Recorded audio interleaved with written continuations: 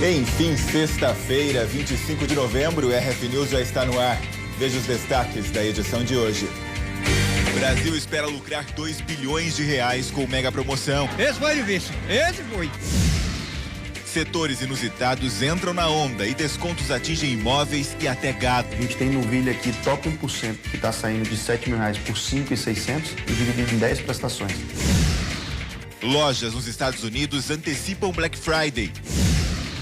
Em Londres, tumulto na abertura do comércio deixa consumidor ferido. E também nesta edição. Quase todos os dias, dia sim, dia não. Elise Matsunaga vai a júri popular na próxima segunda-feira. Você vai conhecer o passo a passo do julgamento. Ela mata o Marcos por vingança. Policial atira contra bandido na frente da filha. E os destaques da agenda cultural para você curtir o final de semana. Nada pode ser melhor pra gente se amar.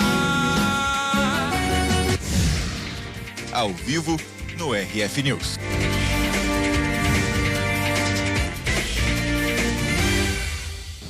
Hoje é dia de Black Friday e muitos consumidores fazem loucuras para aproveitar as promoções.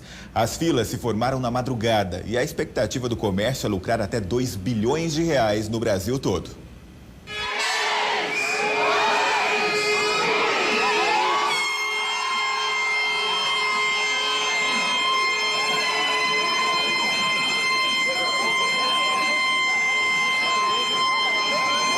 A montanha de aparelhos de TV desapareceu em segundos. Por todo lado, clientes tentavam garantir os melhores preços. Esse foi difícil, esse foi. Saindo agora de R$14,99 por R$4,99. R$4,99, pega aí! Pega mais! Aqui nesta rede de hipermercados, os descontos chegaram a 50%.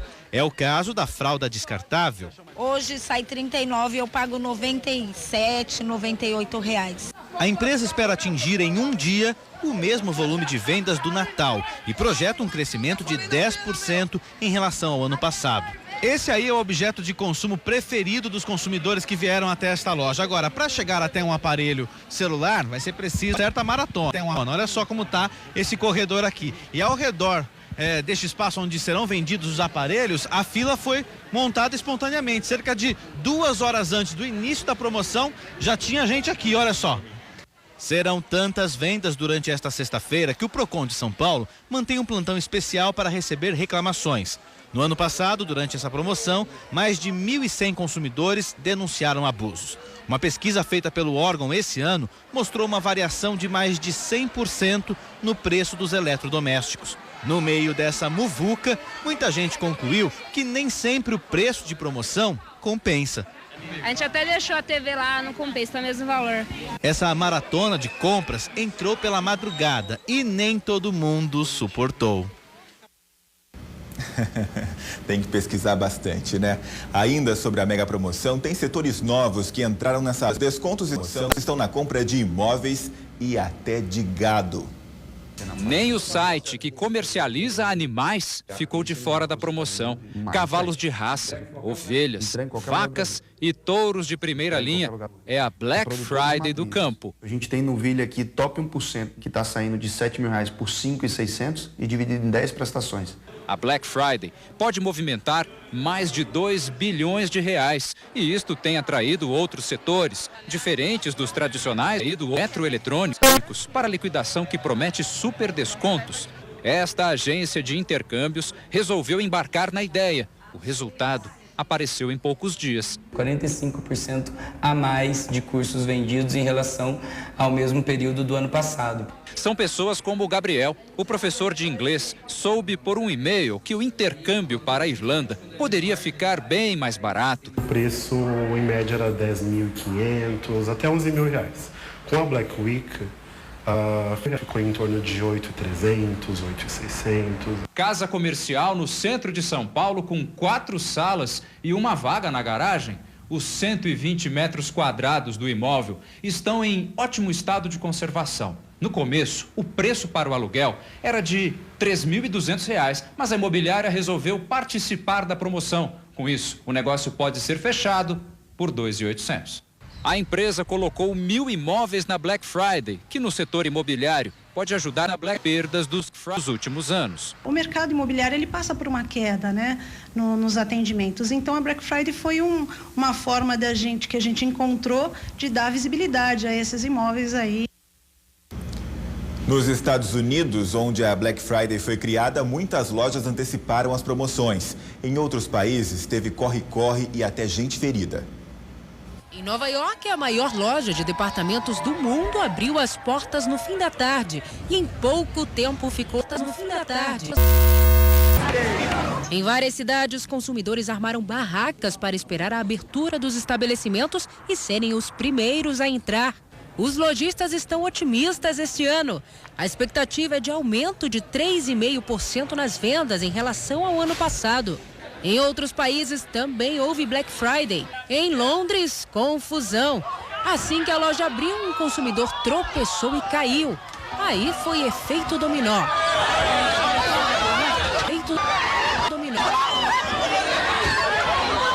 Vários foram para o chão até a situação ser controlada.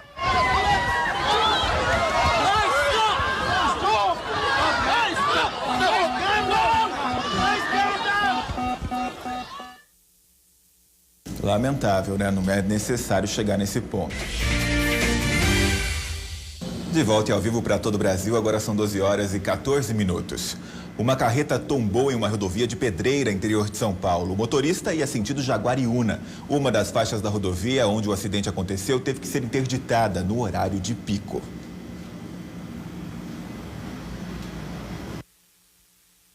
Pelas imagens do monitoramento da rodovia, o acidente parecia grave. Essa carreta ficou atravessada na pista e bloqueou a alça de acesso do bairro Taquaral para a rodovia.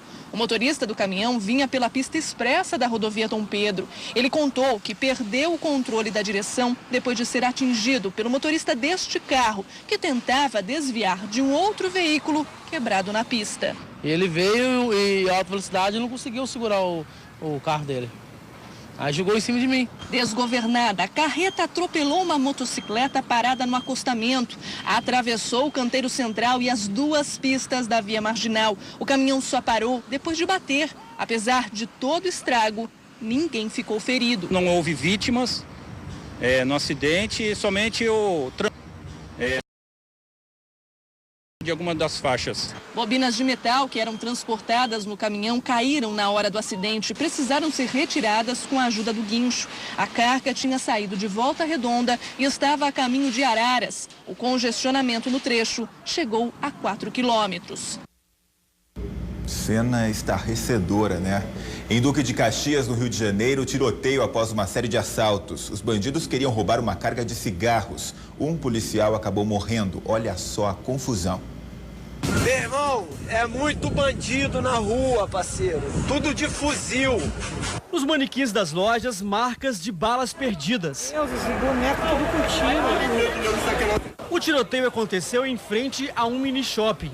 Pelo menos 15 homens armados tentaram roubar uma carga de cigarros. Policiais militares foram recebidos a tiros. No primeiro confronto, 10 pessoas ficaram feridas, entre elas o motorista do veículo. As vítimas foram encaminhadas para 3 hospitais. Entre os feridos no tiroteio de Duque de Caxias estão um policial militar de 35 anos e um idoso de 83. Eles foram socorridos e trazidos para este hospital municipal. Marco Antônio de Almeida, de 47 anos, também foi trazido para a mesma unidade, mas não resistiu aos ferimentos. Segundo a polícia, Marco era gerente do tráfico de uma comunidade para onde os bandidos fugiram logo após o primeiro confronto. A família nega. Mais cedo, houve outra ação criminosa no centro de Caxias. Os ladrões assaltaram uma loja. Um policial militar chegou na hora e reagiu. Roberto Lael Ramos foi baleado e morreu no local. À noite, o clima ainda era tenso. É uma insegurança total e não vê policiamento em momento algum. Algumas instituições de ensino fecharam as portas mais cedo. Vieram 3 alunas na minha sala com medo do ocorrido. Não teve aula? Eu fiquei com as 3 alunas, né? A gente teve aula entre elas, mas a turma de 20 alunos vieram 3. Na próxima segunda-feira vai a júri popular Elise Matsunaga, acusada de matar e esquartejar o marido. O julgamento acontece na mesma sala em que foram decididos os destinos de outros criminosos que protagonizaram casos de repercussão nacional, como o de Suzane von Richthofen. Elise Matsunaga vai ser julgada neste plenário do Fórum Criminal da Barra Funda, na zona oeste de São Paulo, a partir das 9h30 da manhã. Ela vai a júri popular, previsto no Código Penal para crimes contra a vida. Pessoas comuns vão decidir o futuro de Elise, que é acusada de ter matado e esquartejado o empresário Marcos Matsunaga, com quem era casada. O crime foi no apartamento do casal em maio de 2012. As câmeras de segurança flagraram Elise carregando 3 malas com as partes do corpo do marido. No dia do julgamento, devem comparecer ao tribunal 48 jurados, mas apenas 7 vão fazer parte do conselho de sentença. Eles são escolhidos por sorteio. À medida que os nomes são anunciados, a defesa e o Ministério Público podem recusar 3 jurados cada, sem justificativa. Elise é acusada de homicídio triplamente qualificado por motivo torpe, recurso que impossibilitou a defesa da vítima e meio cruel. Ela mata o Marcos por vingança e pensando no dinheiro dele. Esses elementos de prova estão vastamente demonstrados no processo.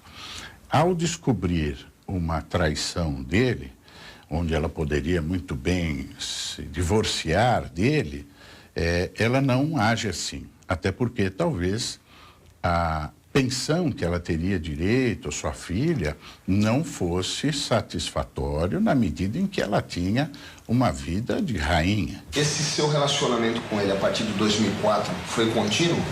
Foi. Qual era a frequência desses encontros, Elise? Quase todos os dias, dia sim, dia não. Você tinha conhecimento que ele era casado? Ele tinha filho? Não. Tinha. Estão previstas 22 testemunhas entre acusação e defesa. O julgamento pode durar até 1 semana. Os jurados ficam no fórum durante todo o tempo, sem contato com pessoas do lado de fora e com meios de comunicação. Elise está presa na penitenciária de Tremembé, no interior de São Paulo, e durante o júri ela deve dormir em um centro de detenção provisória da capital. Se for condenada, a pena pode chegar a 30 anos de prisão. A participação de uma outra pessoa no crime ainda não está descartada pela polícia. Se ao depois for descoberto elementos que comprovam a participação de terceiro, esse terceiro será processado e responderá por esta colaboração, independente deste julgamento. De volta e ao vivo para todo o Brasil, 12h26. Você quer compartilhar uma imagem com o Brasil inteiro ou ainda enviar uma reclamação? Anote o nosso WhatsApp, é o 19 97414 8550. Eu vou repetir, 19 97414 8550. Você também pode mandar a sua foto enquanto assiste o RF News. Em Lorena, interior de São Paulo, um policial reagiu a um assalto em uma lanchonete e executou o suspeito. Tudo em frente à própria filha. As imagens feitas por um circuito de segurança mostram o momento em que o criminoso invade a lanchonete e aponta a arma para o caixa. Em seguida, o policial militar à paisana reage. Os dois trocam tiros, mas o PM não foi atingido. 2 crianças que estavam no local presenciaram toda a ação e ficaram no meio do tiroteio, mas nenhuma delas se feriu. Uma mulher que também aparece nas imagens testemunhou o crime. Na parede, a marca de um dos disparos. Testemunhas que não quiseram gravar a entrevista contaram à nossa equipe que no momento da tentativa de roubo, havia 10 pessoas aqui na lanchonete. Logo depois que o criminoso saiu daqui, ainda percorreu cerca de 20 metros até cair no chão muito ferido e morreu antes da chegada do resgate. No último dia 14, esse mesmo criminoso que aparece nas imagens do circuito de segurança esteve aqui e levou R$120 do caixa. O suspeito tinha 19 anos. Horas antes, um outro policial reagiu a um assalto em uma joalheria no centro de São José dos Campos. O vídeo mostra o momento em que um dos criminosos sai da loja e aponta a arma para o policial civil, que efetua os disparos. O criminoso caiu na escada e morreu antes da chegada do resgate. O comparsa conseguiu fugir. Cena chocante, né? A cada 15 minutos, uma pessoa é infectada pelo vírus da AIDS no Brasil. Do início do RF News, já foram 2. E as principais vítimas são jovens. Por isso, um hospital de São Paulo lançou um aplicativo para ajudar a se prevenir. Uma noite para celebrar a vida e lembrar que ela merece ser bem cuidada. Pelo 3º ano seguido, o Hospital Emílio Ribas lançou a campanha de mobilização virtual contra a AIDS. Os vestidos estão na moda.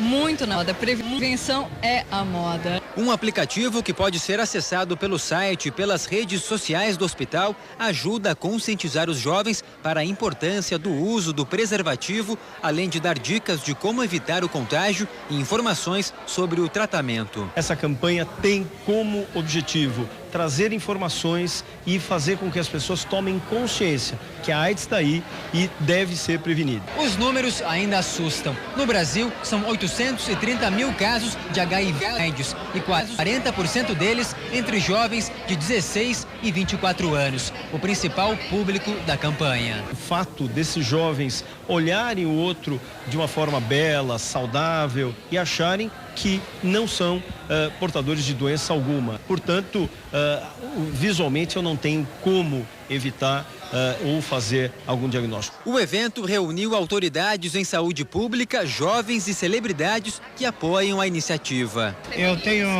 plena convicção de que essa campanha é muito esclarecedora e é bom, entende? Você jovem, você adolescente, que está me vendo, que está me ouvindo, presta atenção no que vai dizer aqui um homem de quase 80 anos, que já viveu muito essa vida. Confie nesse negócio de comigo não acontece. Para o UNAIDS, organização que trabalha em conjunto com a ONU na elaboração de políticas públicas de prevenção da doença, o conhecimento sobre o HIV é fundamental para uma vida saudável. A gente tem que falar mais com a população, né? A gente tem que trazer mais campanhas.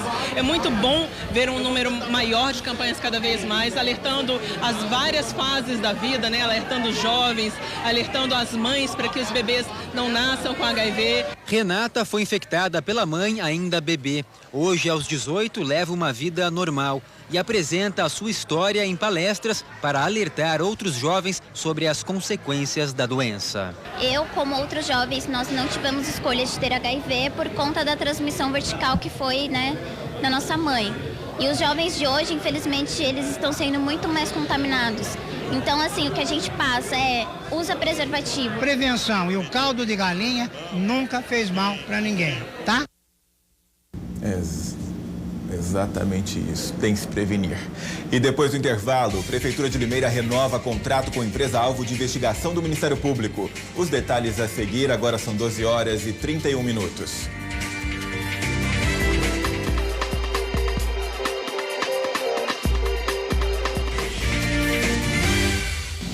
De volta e ao vivo para todo o Brasil, agora são 12h34. O prefeito afastado de Indaiatuba, Reinaldo Nogueira, do PMDB, foi preso na manhã de hoje em um posto de combustíveis no Jardim Itamaracá. Coloca as imagens.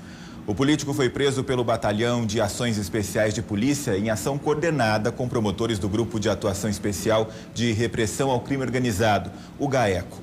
Essa é a segunda prisão dele desde 23 de junho deste ano. De acordo com informações de um promotor, há um pedido de prisão expedido pelo Tribunal de Justiça de São Paulo que está sob sigilo. Há 5 meses, ele havia sido detido por suspeita de participar de um esquema de fraude em desapropriações de terrenos e lavagem de dinheiro. Após ficar uma noite no complexo da Polícia Civil, no centro de Campinas, o prefeito afastado foi levado para o presídio de Tremembé, de onde saiu após conseguir um habeas corpus do Supremo Tribunal de Justiça. Depois de muitas manobras para anistiar a prática de Caixa 2 eleitoral, a votação do pacote anticorrupção ficou para a próxima semana. A manobra teria sido articulada pelos líderes da maioria dos partidos e contado com o aval do próprio presidente da Câmara, Rodrigo Maia. O novo texto traria de forma explícita que todos aqueles que praticaram Caixa 2 antes de aprovada a lei estariam anistiados, isto é, livres de qualquer punição. Era de encomenda para liberar velhos e novos envolvidos com a Lava Jato. O motivo da pressa? O medo das delações de dezenas de executivos da Odebrecht. O procurador-geral Rodrigo Janot atacou a iniciativa. Tecnicamente, isso é uma impropriedade. Uma lei penal que institui um tipo penal novo, ela nunca retroage. O juiz Sérgio Moro soltou uma nota pública com duro repúdio à manobra. O titular da Lava Jato declara que toda anistia é questionável, pois estimula o desprezo à lei e gera desconfiança. Moro manifesta preocupação de que sejam beneficiadas condutas de corrupção e de lavagem de dinheiro praticadas na forma de doações eleitorais. O recuo dos deputados começou quando setores do PSDB, PSD, DEM e PSB foram a Rodrigo Maia avisar que se recusavam a destituir o relator Onyx Lorenzoni. O presidente da Câmara não teve outra opção a não ser adiar a votação. Vamos acabar com essa discussão de anistia. Não há anistia de um crime que não existe. Articuladores da anistia sumiram de cena ou mudaram o discurso. Passaram a afirmar que ela é dispensável, já que o crime só passa a existir depois de aprovado o projeto. Continua o crime de corrupção, que já estava tipificado, continua o crime de peculato, continuam os crimes, mas o Caixa 2, ele passa a ser penalmente punível a partir do momento em que a lei for promulgada. Outros aprovaram o adiamento da votação, que pode ajudar a construir uma saída política para o impasse. Quer melhorar o texto? A gente tem que votar isso com calma e com muita clareza para a sociedade brasileira. O relator acredita que seu projeto ganhou uma sobrevida. O Brasil tem que ter a lei como limite e tem que deixar de ser o país mais corrupto do mundo. E nós não vamos conseguir fazer isso com um jeitinho, com um agradinho e com um conchavinho. Nós só vamos fazer isso com cadeia. Um esquema milionário. A Justiça Federal quebrou o sigilo sobre a investigação de irregularidades nos 2 mandatos de Sérgio Cabral, ex-governador do Rio de Janeiro. O inquérito revela detalhes sobre o esquema de cobrança de propina. 3 meses depois da posse do governador, a ex-primeira-dama não economizou nos gastos. A nota fiscal mostra que Adriana Anselmo pagou quase R$60 mil por 6 vestidos de grife. O apartamento no Leblon ganhou um forno de mais de R$12 mil. O gasto com eletrodomésticos foi de quase R$20 mil. E os móveis construídos sob medida custaram mais de R$56 mil. Tudo pago em dinheiro. A família levava uma vida de celebridade na casa nova na praia de Mangaratiba. Adriana Anselmo pagou R$40 mil na compra de 2 mini-bugs. Entre maio de 2014 e agosto de 2016, a ex-primeira-dama gastou mais de R$500 mil com pagamentos em dinheiro. A renda de Adriana Anselmo era de pouco mais de R$1 milhão no primeiro ano de governo do marido. Quando o casal deixou o Palácio Guanabara em 2014, a advogada declarou renda 7 vezes maior. E o valor aumentou após Cabral deixar o governo. Em 2015, o total declarado foi de quase R$11 milhões. A evolução patrimonial de Adriana Anselmo no período em que a Operação Lava Jato encontrou irregularidades na administração do marido despertou a atenção da Receita Federal. Os auditores encontraram várias divergências de valores em compras realizadas pela ex-primeira-dama. Adriana Anselmo declarou ter comprado um apartamento por pouco mais de R$3 milhões. Mas a avaliação do imóvel para o pagamento do imposto de transmissão apontou um valor bem maior, R$4.600.000. A Prefeitura de Limeira, no interior de São Paulo, recontratou uma empresa fornecedora de merenda escolar, responsável pela venda de frango. O problema é que os valores do contrato são alvos de uma denúncia investigada pelo Ministério Público. 2 anos se passaram. A investigação feita pelo Ministério Público continua e essa semana veio a surpresa no dia feita. A Prefeitura de Limeira contratou novamente a mesma empresa denunciada para fornecer alimentos utilizados na merenda escolar. A partir do momento que você faz uma denúncia, a gente mostrou, eu acho que a Prefeitura poderia ter cuidado, vamos trocar de fornecedor, vamos ver um outro fornecedor. Mas a Prefeitura não entende dessa maneira. Quem faz a licitação não entende dessa maneira, quer dizer, lá a licitação é ser preço menor. E essa empresa deve ter apresentado um preço menor para continuar mantendo a entrega de produtos e vendendo produtos para a Prefeitura de Limeira. A denúncia começou porque o preço pago pelo quilo da coxa e sobrecoxa desossada é praticamente o dobro do que é vendido no mercado. O fato chamou a atenção deste vereador, que reuniu diversas provas e apresentou ao MP. A gente fez todas as apresentações possíveis ao Ministério Público, a gente fez alguns cumprimentos ao Ministério Público em cima de contratos feitos pela Prefeitura. Inclusive, hoje, no Jornal Oficial do Município, sai uma proposta da Fênix, que é a mesma empresa que já... Não é que causou problema, a mesma empresa que fez com que a gente fizesse a investigação a respeito de eventual aquisição de carnes, aves, peixes, embutidos e suínos. Não é de hoje que o valor pago pela merenda escolar em Limeira tem causado polêmica. O Ministério Público investiga este caso desde 2014. Além do preço do frango, os valores pagos pelas frutas e legumes também têm chamado a atenção.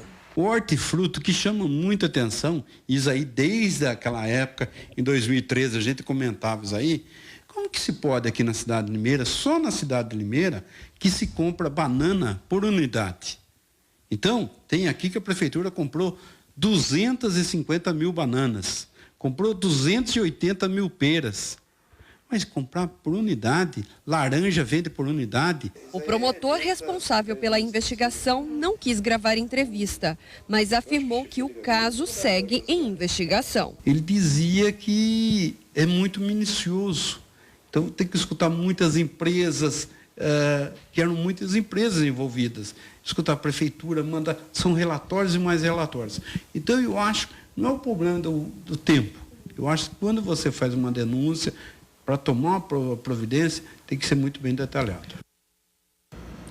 Em nota, a Prefeitura de Limeira informou que não houve renovação de contrato, e sim uma nova licitação por meio de pregão eletrônico, e que a Prefeitura não tem conhecimento prévio de quem são os participantes. Também disse que antes de contratar a empresa, a Prefeitura analisou eventuais penalidades junto à União e ao Tribunal de Contas do Estado, e não constatou nenhuma irregularidade.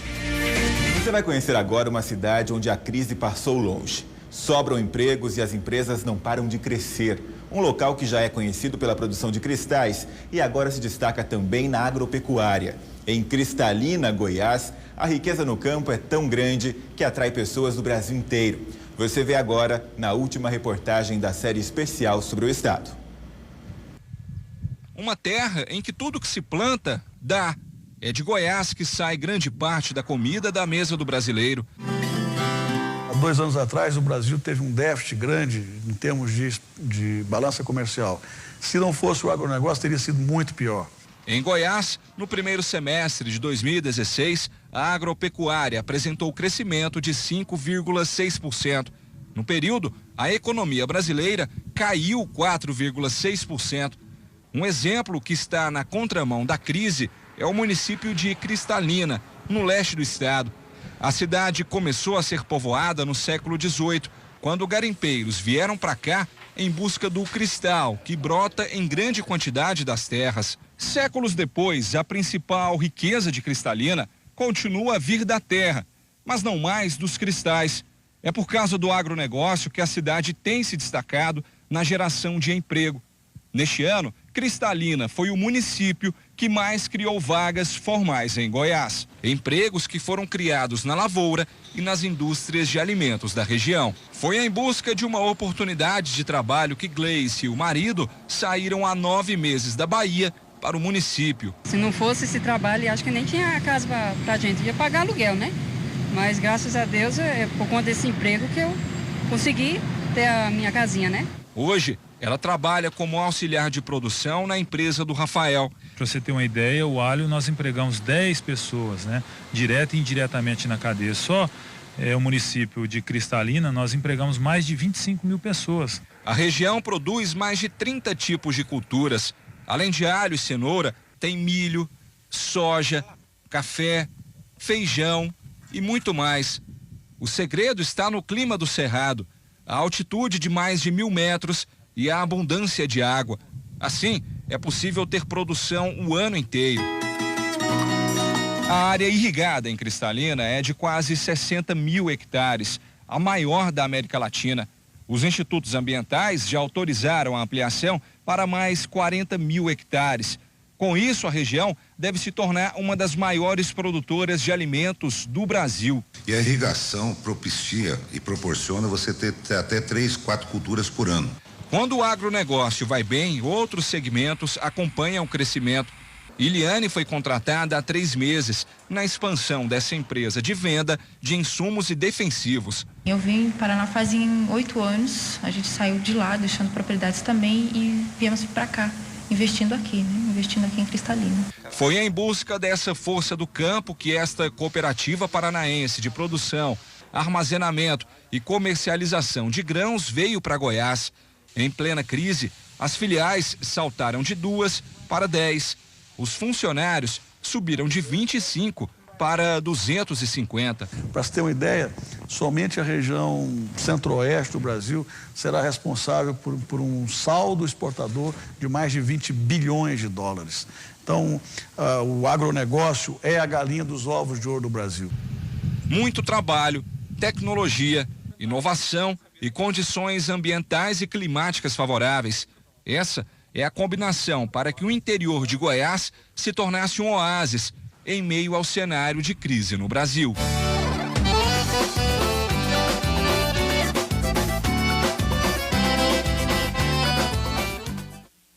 E que Goiás sirva de exemplo para todo o Brasil, né?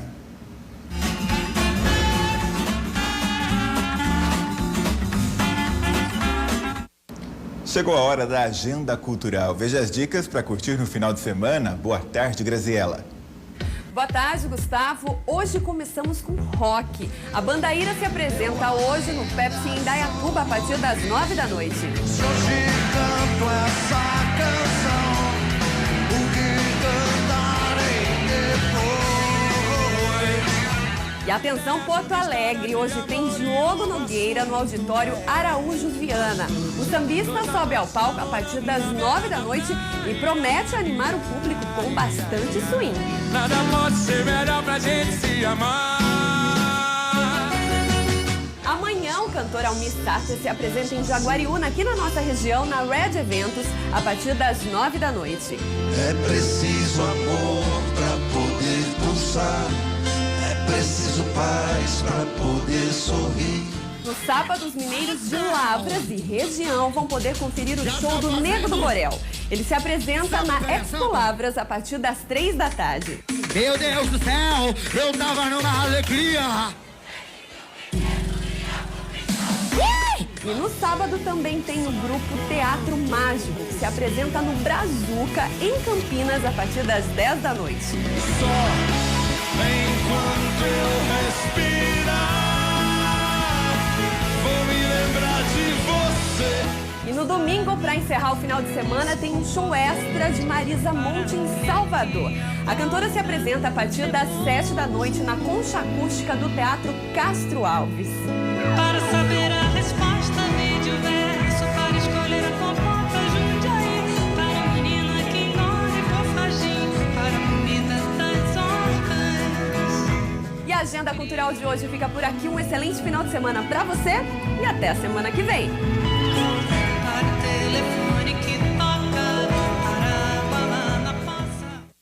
Obrigado, Gra, pelas dicas. Antes de encerrar, vamos ao quadro Você no RF News. Pode colocar a primeira foto, vamos ver aqui. É o Leôncio Luiz, de Itaberaí, Goiás. Muito obrigado, Leôncio, pela participação.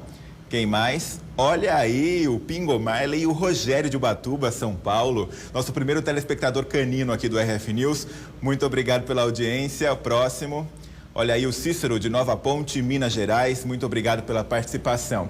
Para participar, você precisa tirar uma foto enquanto assiste o RF News. Deixa a TV de fundo, faz uma selfie bem bonita, depois pode enviar pelo WhatsApp, ok? É o 19 97414 8550. 19 97414 8550. E o RF News termina aqui. Uma excelente tarde para você e até segunda-feira.